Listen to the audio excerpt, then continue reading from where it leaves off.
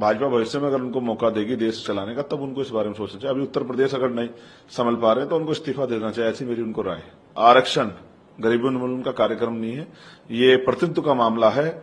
और जब तक इस देश में जाति व्यवस्था रहेगी, जाति के आधार पर गैर बराबरी रहेगी, तब तक जाति आधार का आरक्षण रहेगा। इसको कोई छू नहीं सकता। जो इसको छूने का प्रयास करेगा उसको छठी का दूध बहुजन समाज के लोग याद दिला देंगे। इस बात इन सरकारों को अपने बारे में सोचना, अपने गिरवान में झांकना चाहिए कि वो अपने प्रदेशों में किस तरह की स्थिति में है। देखिए, आज हमने अपनी 8-9 मांगों को लेकर एक महारैली बुलाई थी। बारिश के कारण उसको हमें इंदिरा गांधी स्टेडियम में करना पड़ा। जितने लोग अंदर थे उससे कई गुना लोग बाहर थे, मीडिया की रिपोर्ट है। एक लाखों की संख्या में सैलाब आया था। मैं उन सबका धन्यवाद करता हूं। हमारी मांगे हैं कि जाति का जनगणना कराई जाए और उसके आर्थिक आंकड़े जो है जारी किए जाएं। ओबीसी को भी 27% रिजर्वेशन मिल रहा है, उनकी आबादी 52% से ज्यादा है, तो 15% अतिरिक्त आरक्षण की व्यवस्था उन्हें कराई जाए। उसी तरह से 2001 के बाद की जो जाति का जनगणना उसके आंकड़े सार्वजनिक नहीं हुए, तो शेड्यूल कास्ट को भी 10% आरक्षण उनका बढ़ाया जाए और उनके आरक्षण की सीमा बढ़ा के जिन जातियों को नहीं मिला उनको दिया जाए। साथ साथ सरकारी नौकरियों में जो बैकलॉग है वो पूरा किया जाए, लाखों की संख्या में है। और निजी क्षेत्रों में भी SC, ST, OBC को रिजर्वेशन दिया जाए। जितना सफाई कर्मचारियों का काम है उसे ठेकेदारी से हटा के, संविदा से हटा के पक्की नौकरी दी जाए। और गटर में जो उतर के अमानवीय काम होता है इसको भी बंद किया जाए। समान कार्य समान वेतन पॉलिसी लागू की जाए। SC, ST, OBC को प्रमोशन में रिजर्वेशन कर्मचारियों को दी जाए। प्रमोशन में आरक्षण की मांग सुप्रीम कोर्ट का ऑर्डर था, सरकारों ने पूरा नहीं किया। साथ साथ पुरानी पेंशन बहाल हो और 2 अप्रैल 2018 के जो मुकदमे थे वो वापस लिए जाएं, ऐसे मांगों के लिए। और मुसलमानों पर जो हिंसा बढ़ रही है, बुलडोजर और तमाम तरह से मॉब लिंचिंग हो रही है, इस पे सरकार मजबूत स्टैंड लेके मुसलमानों में असुरक्षा की भावना जो बन रही है इसको रोकने का काम करे। ऐसी मांगों के लिए आज हमने रैली बुलाई थी। देखिए, आरक्षण का जो प्रावधान था वो सामाजिक पिछड़ापन, शैक्षिक पिछड़ापन और प्रतिनिधित्व जिसकी कमी थी, जिन जातियों को अवसर नहीं मिले थे उसके आधार पे था। पहले तो EWS करके आर्थिक आधार पर आरक्षण लागू करके भारतीय जनता पार्टी की 2019 की जो सरकार थी जाति जाति करके गई।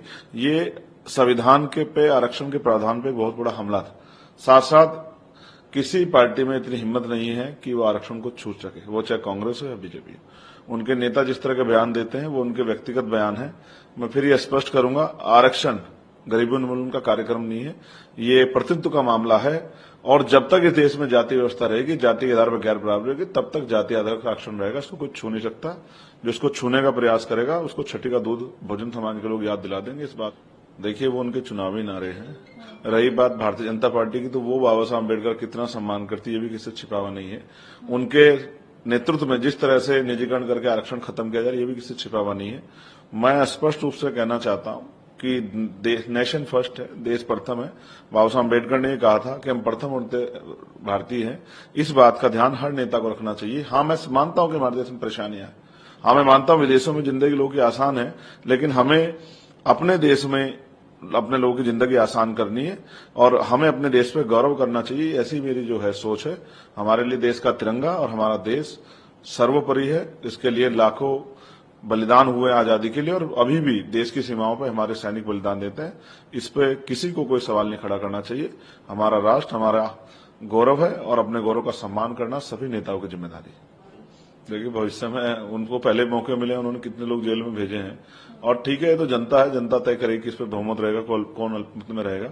मेरा मानना है कि दोनों ही सरकारों में दलित और पिछड़े और बहुजन समाज के जो लोग हैं वो सिर्फ उनको वोट देके इंतजार करते हैं। अभी तक उनकी जिंदगी में बहुत बड़ा बदलाव दोनों ही पार्टियों की सरकारों में नहीं हुआ है।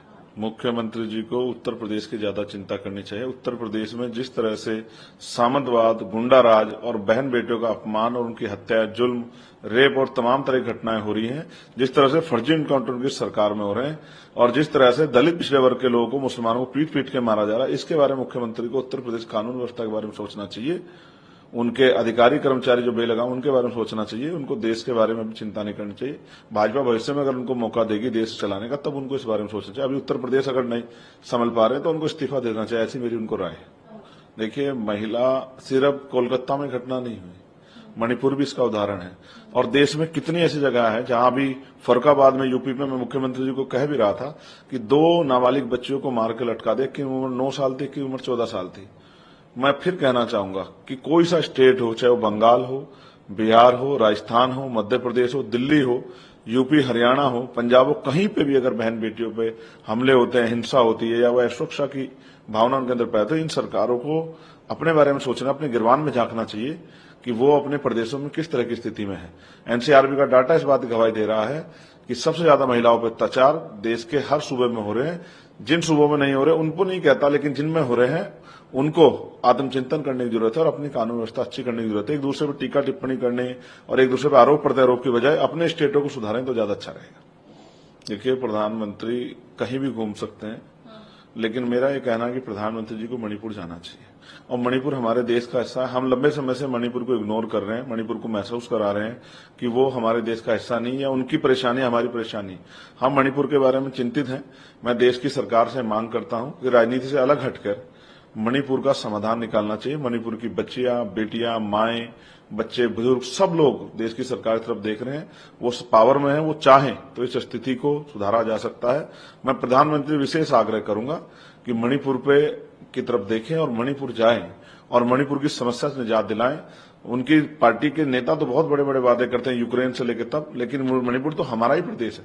वहां की अगर बड़ी आबादी पीड़ित है, अनसेफ महसूस कर रही है, तमाम तरह से वहां जो है रॉकेट और इस तरह की चीजें अगर यूज हो रही है, तो ये एक गंभीर विषय है और दुनिया में अगर ये खबरें जाती हैं तो हमारे देश का बड़ा अपमान होता है। तो इसलिए केंद्र की सरकार को इस पे कठोर एक्शन लेना चाहिए और वहां जो है लोगों को जन सुविधा बहाल करनी चाहिए और उनकी जो समस्या है उसका पूर्ण हल करना चाहिए। ऐसी मेरी जो है सरकार से मांग भी है और सरकार से अपील भी, सरकार इस पर ध्यान दे। देखिए, विनेश मेरी बहन है, बहादुर बहन है, मैं उसका सम्मान करता हूं और मैं उसके लिए मंगल कामनाएं करता हूं। वहां की जनता को बहुत कुछ तय करना है, मगर मेरा हमेशा उसके प्रति प्यार और मेरा आशीर्वाद उसके प्रति रहेगा। मैं तो ये उम्मीद करता हूं कि वो ऐसे ही जैसे उसने खेलों में नाम बढ़ाया, ऐसे राजनीति में भी वो अपना और हरियाणा का नाम मजबूत करे। देखिए, जिस तरह की सूचना मिली है कि भीड़ द्वारा जिस तरह से पुलिस पे पथराव किया गया है, और भीड़ को मैं कह रहा हूं किसी भी भीड़ को, किसी भी धर्म की इतनी ताकत नहीं देनी चाहिए कि वो लॉ एंड ऑर्डर यानी कि कानून व्यवस्था को ध्वस्त कर दे। अगर कुछ कहीं कोई भी जगह जो है, कोई भी धार्मिक स्थल अगर वो गैर कानूनी है तो ये काम सरकार का है, ये काम एडमिनिस्ट्रेशन का है। लेकिन जनता को ये अधिकार देना या जनता को पिछले दरवाजे से किसी पार्टी वाले इतनी ताकत देना, ये लोकतंत्र के लिए अच्छा नहीं है। मेरी ये मांग है वहां की सरकार से कि वहां की जो समस्या है उसको जल्दी से वो हल करें और वहां सभी जाति धर्मों के लोगों को, क्योंकि कोई भी प्रदेश किसी एक जाति धर्म के लोगों का नहीं, सभी को बराबर के अधिकार संविधान ने दिए। सबको अपने धार्मिक पूजा अर्चना, उपासना, इबादत करने का अधिकार भी है।